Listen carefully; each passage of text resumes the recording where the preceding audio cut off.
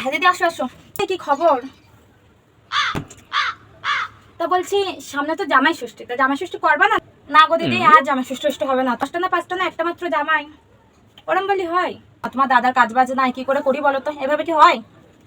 একটা টাকাও নেই, একটা টাকাও নেই। এই 2 দিন যে কি করে চলবে তার ঠিক ঠিকানা নেই। আমরা খাবো যে কি করে, আবার জামাই ষষ্ঠী কি করে করবো বলো তো? না না, জামাই ষষ্ঠী আর হবে না। ও দাদার কাজ বাজ নেই? হবে হবে, এখনো তো একটা সপ্তাহ বাকি আছে, তুমি দেখো ঠিক হবে। ঠিক আছে দিদি, আসি আমি। আবার ভাত বসিয়ে দিয়ে এসছি। ঠিক আছে, আবার এসো ওখানে। তো বলছি, কাল বাদে তো পরশুই জামাই ষষ্ঠী, তো করবা না নাকি? 2 দিন যে আমাদের চলবে কি করে তার ঠিক ঠিকানা নেই। খাবো কি? আবার জামাই ষষ্ঠী, জামাই আসলে আবার এতগুলো টাকা তাই পাবো বলো তো? তোমার দাদার আবার এদিকে কাজ বাজ নেই, 1 মাস ধরে কাজে যায় না। জামাই ষষ্ঠী করা যায় বলো এইভাবে? কাজ বাজের অবস্থা তো তুমি জানোই দিদি। আর বলো না। দিদি কেমন আছো? আসো দিদি আসো। এই আসলাম ঘুরতে ঘুরতে, ওই দোকানে গেছিলাম, একটু ভাবলাম তোমার সঙ্গে দেখা করে আসো। তা বলছি, কালকে তো জামাই ষষ্ঠী, করবা না?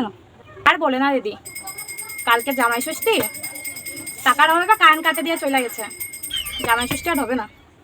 তোমরা তো বলেইছি, তুমি তো জানো 1 মাস ধরে তোমার দাদার কাজ বাজ নেই। কীভাবে জামাই ষষ্ঠী করি বলো তো? কী করে যে খাবো তার ঠিক নেই।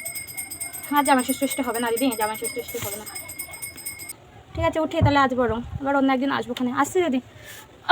উফ, যা গরম পড়ছে। আচ্ছা দিদি।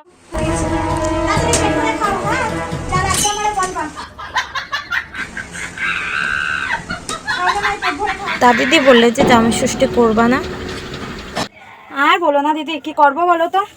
ওই করলাম কোনো রকমের জামাই ষষ্ঠী। জামাইটা চলে আসছে হুট করে, আমি কি আর বাড়ি পাঠিয়ে দিতে পারি বলো? ওই কোনো রকমের বললাম, ওর বাবারা এখান থেকে ওইখান থেকে ধার দিনা করে, ওই তোমার বললাম না কালকে কাজ নেই, রাত্রিবেলা একটু কাজে রাখছে, 200 টাকা দিচ্ছে, 200 টাকা। আর এখান থেকে একটু ধার দিনা করে 300 টাকার মধ্যে কোনো রকমে করলাম জামাই ষষ্ঠীটা। এবার যে কি করে আমাদের দিন চলবে আর বলো না। তা ভালোই করেছো। আসছি, হ্যাঁ আজ বরং যে ওখানে।